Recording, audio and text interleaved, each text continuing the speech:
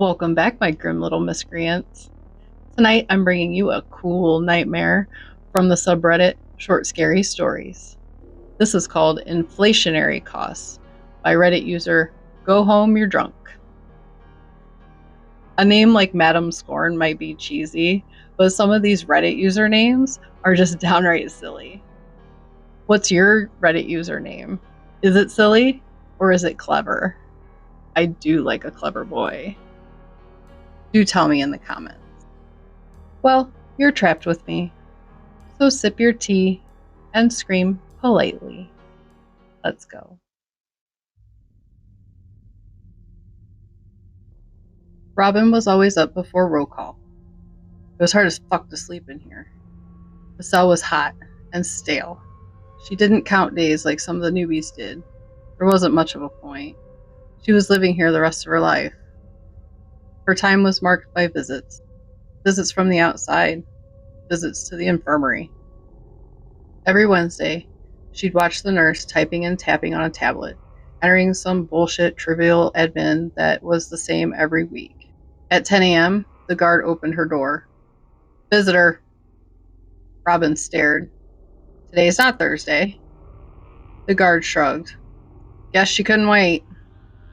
In the visitation room at a metal table sat Riley, her younger sister. Sometimes I still can't believe you actually fucking did it, Riley finally said. You put yourself in here. It was a toy gun. Didn't look like a toy. That was kind of the fucking point. There were other fucking ways. You were already selling BJ's to buy Coop his meds, Robin said quietly. Don't think we didn't know. What was I supposed to do? Add myself to the list? Riley looked away. Sick of being here. Sick of herself. Sick of the men who paid her. Robin leaned in. Inside, I get insulin. No more skipping doses. No more wondering if I'll wake up. That's more than I had outside. Why don't you just tell me why you came? Robin's gaze dropped. I didn't come here for me. Riley went quiet. She reached into her purse and pulled out a bound notebook. They said I couldn't bring anything in. No mail, no photos. But this passed. She slid it across the table. Keep writing. Coop still loves to hear from his auntie. Robin took it silently. She didn't open it. I'll come next week, Riley said, almost like a question. Robin nodded. Yeah, same time. That night, once lights out hit and the block sank into a lull, Robin sat on her bunk and opened the notebook. The pages were glued together carefully. Inside the hollowed-out space, wrapped tightly and sealed with tape, were 3 empty vials and a list. Eliquis, Humalog, Jardiance. Not for her. The meds they got from the infirmary were the state's problem. But out there, drugs for anything had been marked up to god-tier pricing. Riley had been rationing for months, and Riley's son had recently been diagnosed too.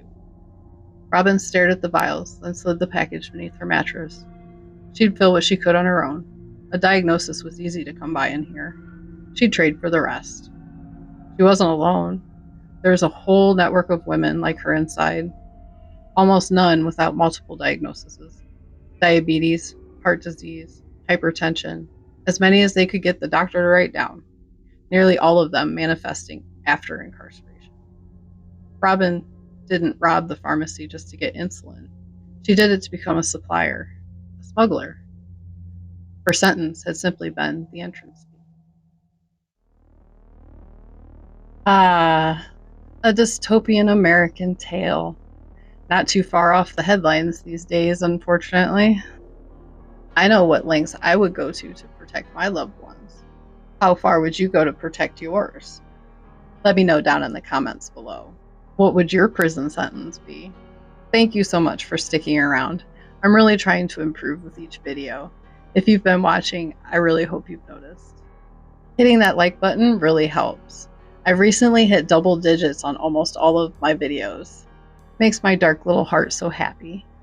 Subscribe if you'd like to continue to watch my progress and get access to some of the best stories on Reddit. Please share this with somebody you would haunt. This has been Awfully Grim.